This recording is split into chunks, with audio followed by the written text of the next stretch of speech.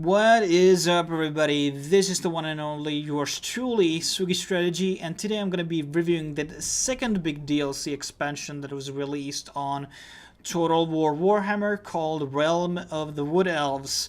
And this was released roughly around 1 month ago, and it's currently priced at $18.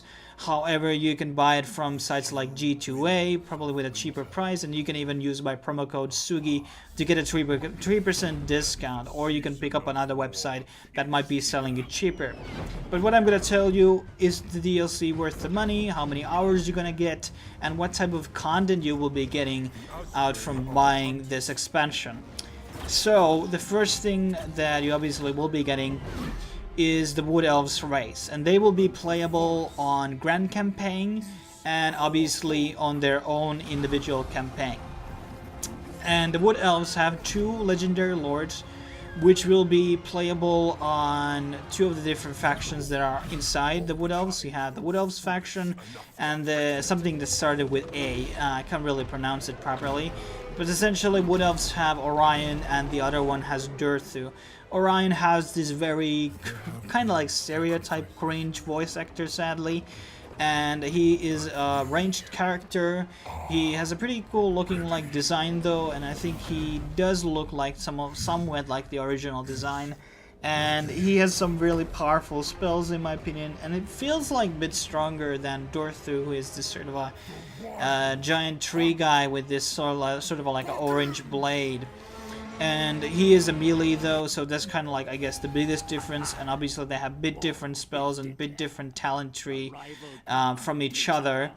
And then also the Wood Elves have bit different building systems. So in the forest they are able to build these normal type of bases, but outside this forest they will be these outposts.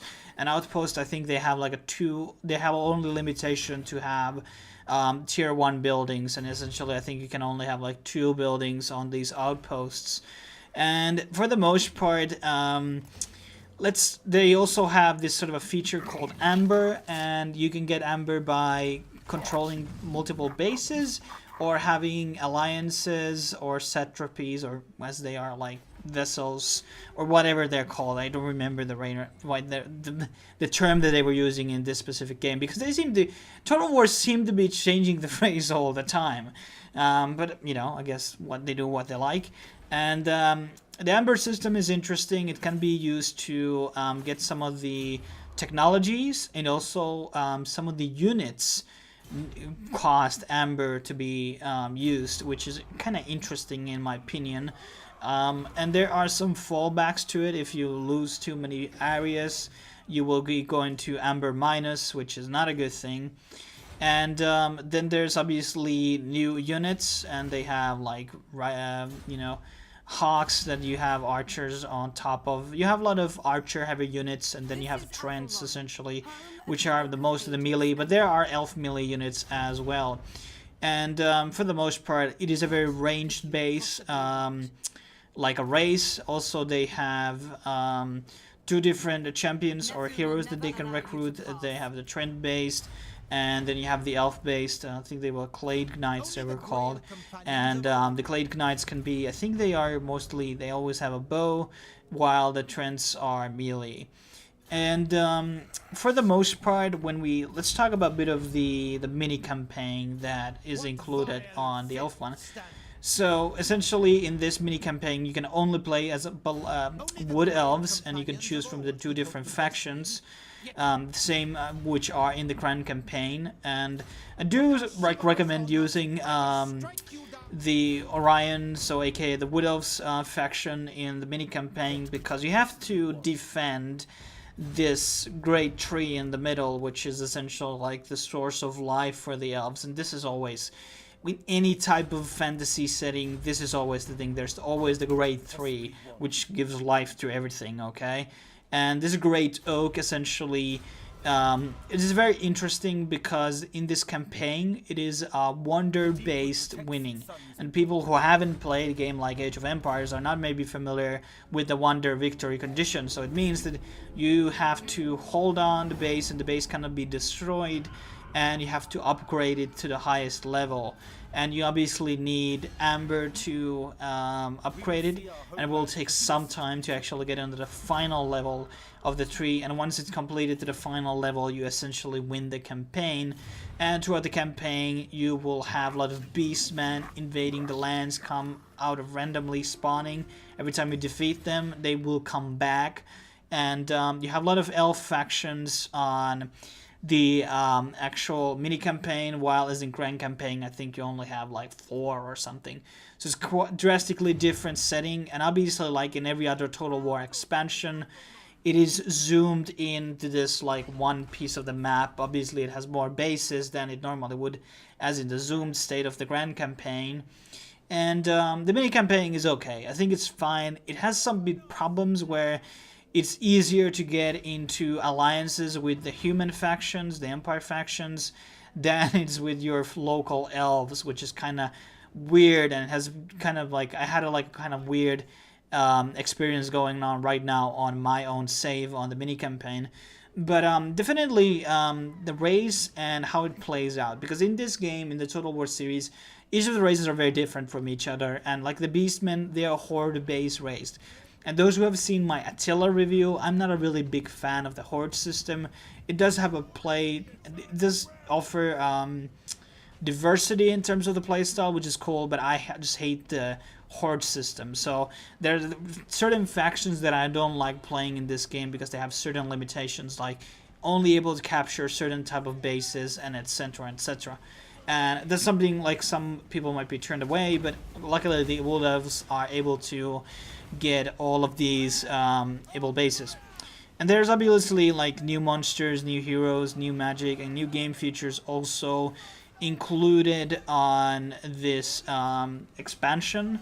There is obviously in Total War games just never, you know, lack of hours. It's even with the mini campaign, that can be 20 hours easily, depending on how fast and how efficiently obviously play it. But for the most part, you are also able to play them on the grand campaign. I usually only exclusively play the grand campaigns. I'd rather not step on too much on the DLC stuff. I always buy the DLC, but I don't really play the mini campaigns. I maybe should, because I did buy them. But for the most part, I think the grand campaign is where it's at.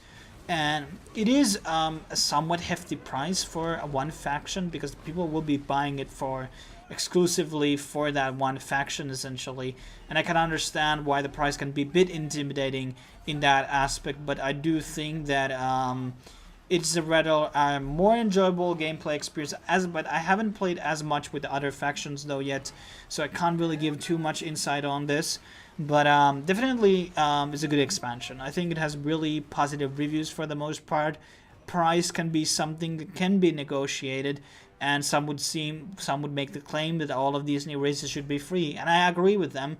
But this is the case, and Sega does like to, you know, get money from the people, and well, you know, there's nothing you can do about it except not buy their game. But I like Total War. Well, Total War games. Total War. I like Total.